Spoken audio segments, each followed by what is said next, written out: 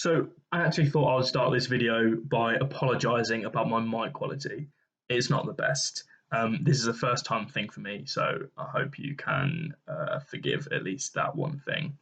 But anyway, I've actually recently started a social media blog as a part of my second year coursework at uni. And I've chosen to go into detail about how sound is practically created in films and TV because it's always been quite a good topic, I thought, or at least interesting to me to cover. And while it turns out it is actually very interesting, and I wanted to at least try in this video to explore myself how foley sounds are created.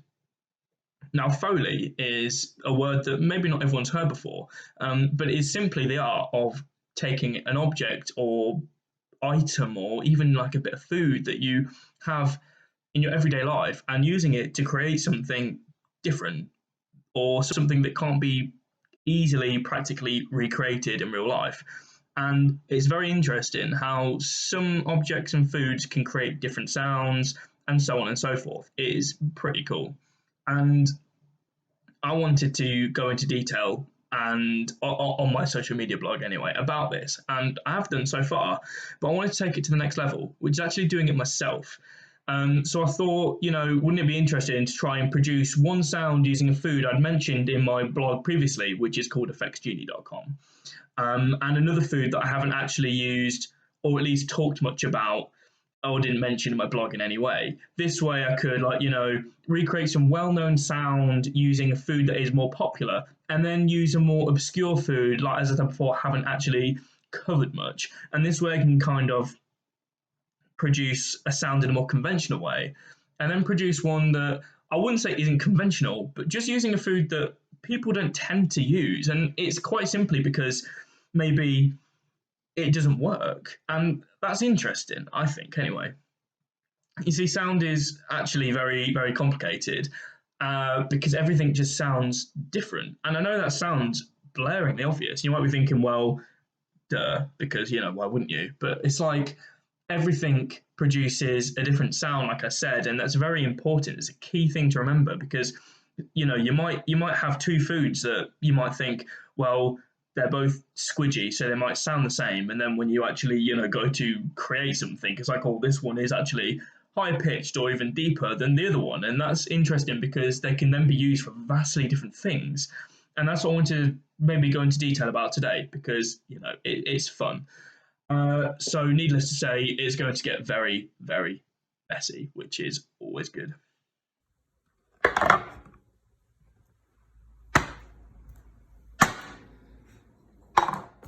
Okay, today we're going to be making a mess. So, admittedly, it's not the best setup in the world, but it'll do for now. In my blog, effectsgenie.com, I actually went into detail about how the bell pepper, as we see here, can actually be used to kind of, when mangled up, imitate the sound of actually a person being mangled up. And I know that sounds disgusting, but that's the point. It's a section about how films, or in this case, horror films and TV shows, use everyday objects like this to create such sounds. So I thought it would be interesting to see how that holds up. So here we go.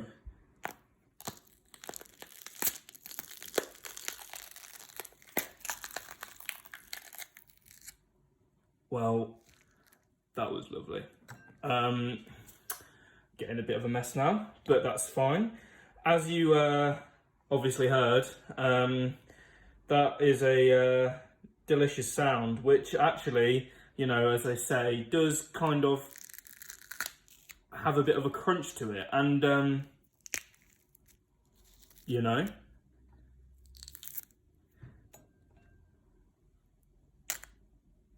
kind of, actually, sounds like someone, maybe having a pretty bad day in terms of, horror. It kind of gives the impression that someone, maybe having their bones broken or having, little bits, mashed up and mashed around. And it's amazing how something as simple as a pepper can produce sounds like that, where obviously they're not easily accessible, because, you know, in terms of practical sounds and practical effects, you can't just go around doing things like that to people willy-nilly. You have to find out creative ways and solutions for these things that aren't easily achievable, and that's the beauty of it, really. But the second thing we have here is a can of baked beans. Now, I was planning originally on doing this idea with two things that I mentioned on my blog. The first one obviously being the bell pepper that you see there, but the second one was raw chicken. And I didn't actually have any raw chicken on me, and I thought it sounded disgusting. So I'm going with baked beans instead, and hopefully this will, well, be a much nicer experiment. There we go, all that lovely stuff in there. It'll be a nicer experiment, and that's all I have to say for it, really. I just didn't really fancy handling raw chicken, not today anyway. So this is going to be fun. But the idea of this is similar to the pepper, but quite obviously without the crunch. This will be used to maybe imitate, like, the sound of... Let's think about zombie films for a second. I know zombie films are tired, you know, there's so many of them and they're so common. But at the end of the day, the sound effects are pretty awesome. And, you know, you have a zombie tucking into an unfortunate person on the floor. That sound has to be made some way. And obviously, you can't just go and get a zombie and ask him to do it, because, you know, you just can't. It's not possible. So they have to find ways of making these sounds. And as I detailed on my blog, again, and, you know, as it was found from my research online, I didn't come up with this, obviously, but raw chicken is a great way because it's slimy, it's textured, and it just has that kind of, you know, horrible, wet noise to it, which sounds, well, apparently, exactly as you would expect someone to sound on the inside, which is disgusting, but it is true.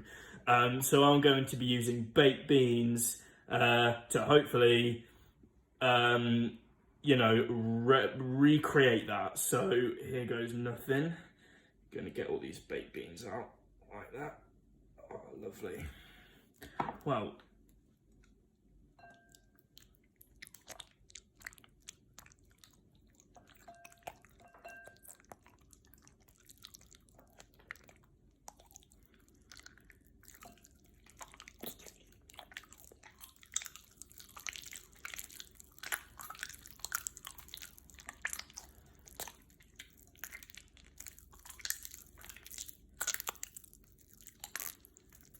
Well, there you go. For the most part, that was actually quite underwhelming, I thought. It didn't sound as visceral as I thought it would. It didn't sound as, you know, punchy and, well, disgusting.